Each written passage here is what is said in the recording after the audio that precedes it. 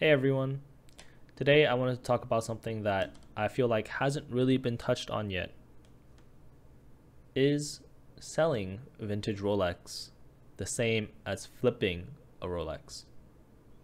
Let's get into it.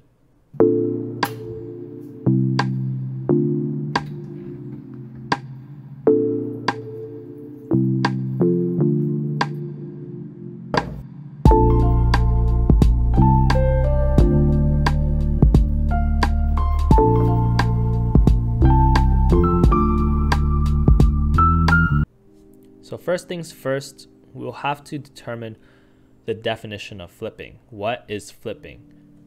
Well, in my opinion, flipping is buying something, holding it for a bit, and then selling it for just a pretty much bigger chunk of money, more than MSRP at a higher price. Now, let's get this straight, right? Because all dealers, no matter if you're buying it from an AD or from a private seller, all dealers get it at a lower price and then resell. That's just how it works. Dealers have to make some kind of money. So that's why I'm trying to say that MSRP has to be that line, just because if you're buying it from an AD, at least you're still buying it at MSRP. And that to me is where it gets interesting, just because back then money wasn't worth the same as what it's worth today. So to calculate MSRP, I feel like you would have to calculate inflation with it. I think what also should be considered is whether or not there should be a time limit as to when things are considered flipping. Just because, is there really an infinite amount of time you can hold on to something and sell it at a higher price and that's still called flipping? I mean, it's a bit hard to say that buying something now and then waiting 10 years, cherishing that, and then you happen to be able to sell it at a higher price, is that still called flipping? I think that's kind of hard to talk about. Also have the question, is it investing? I mean, I hesitate to say this, but the way you should view it is that if it's something you hold on to beat inflation, then in a way, I would have to say yes. It kind of becomes is investing the same thing as flipping? Because in my opinion, if you're holding onto a piece for a year plus and you're banking that it's going to go up in money, I think that in a way is actually investing. And if the conclusion is investing is the same thing as flipping, then yes, selling vintage Rolex is definitely flipping. I think what I like to think about when considering a vintage Rolex is what you can get out of a vintage Rolex and what you can't get out of a vintage Rolex. Because also, if the definition of flipping is just being able to buy it and then selling it for a higher price, then fuck it, everyone is flipping. But if you're looking at it as, is it still worth the money, or comparatively to the other models today, comparatively to like the same model today, is it still cheaper and is it still worth that money? I think that's when things get a little more interesting. So with vintage Rolexes, you're getting something that you can't get out of the newest models, right? You're getting the patina, which isn't everyone's cup of tea, but some people really like that, right? You're getting a Rolex design language from back in the 1980s, 1970s or older, which could be way more beautiful than the design language today. You're getting that big, bubbly acrylic crystal. You're getting the ways that they played with the Rolex Datejust, all the different dials. It's just something that could be worth the amounts it is being sold at today, even if it is higher than what it was back then. Now, you also won't be getting any of the new technology that Rolex is getting, right? That the new Rolex watches are getting. Comparing it to the newest models, you won't be able to really get that water resistance. I mean, yes, you can pressure test it, and yes, it makes it safer. And yes, with the testing, I agree that technically speaking, it works. It's just a little bit riskier.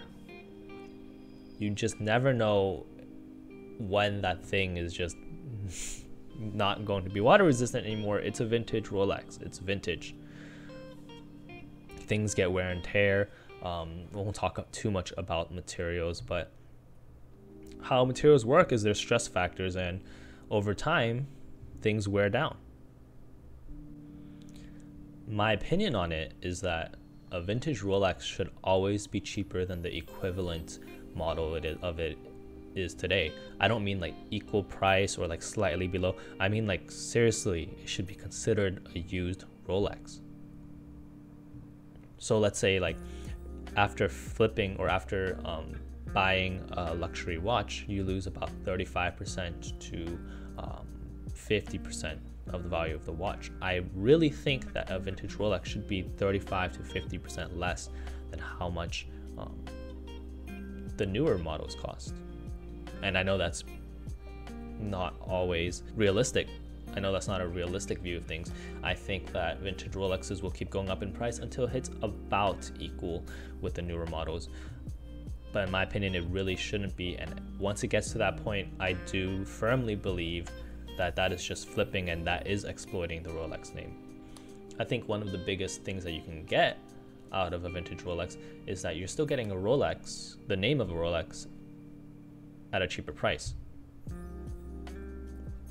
And it's readily available as long as you do your due diligence and check, make sure it's authentic. But let's be real here, a lot of the money you're paying today is from that brand name, is from the advertising, is the way that they carried out their brand, and that's why Rolex was able to skyrocket in price. Even just looking at MSRP from back then till now, according to Crown and Caliber, a Submariner back in 1950 was around $150, which with inflation is around $1,248, which means now that Rolex has done so well in the market, has done so well with marketing, they upped their prices to a point where inflation rate is totally disregarded.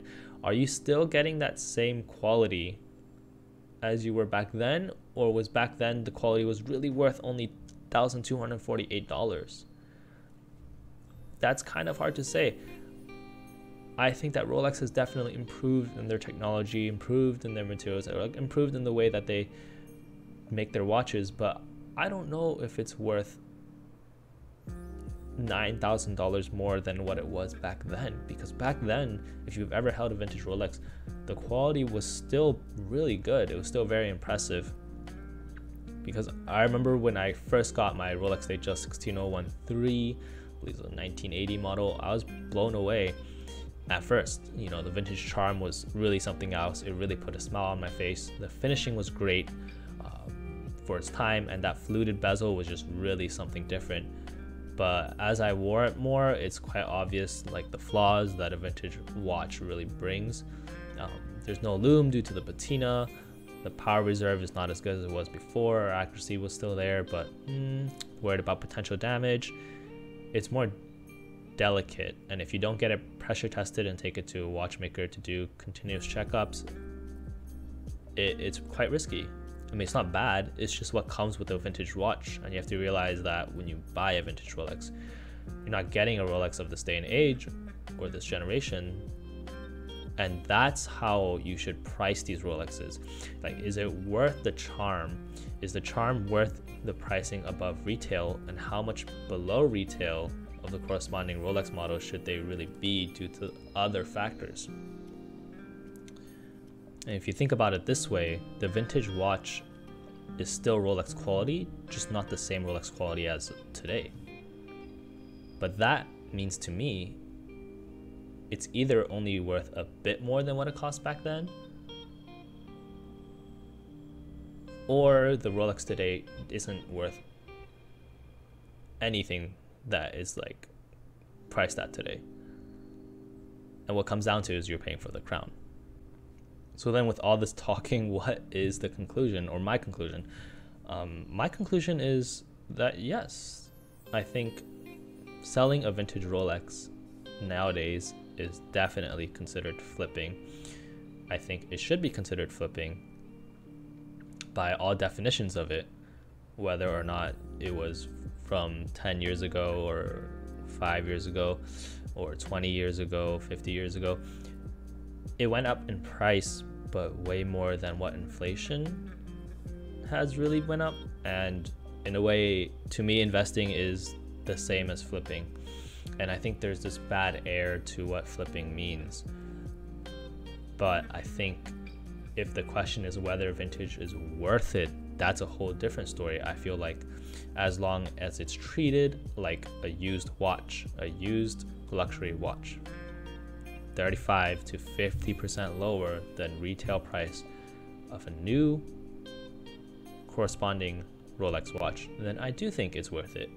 And there's a lot you can get out of it. In fact, I would probably prefer a vintage Rolex over a new Rolex. Let me know what you guys think in the comments below. It's a more complex topic for sure, but I'm excited to see what the watch community thinks.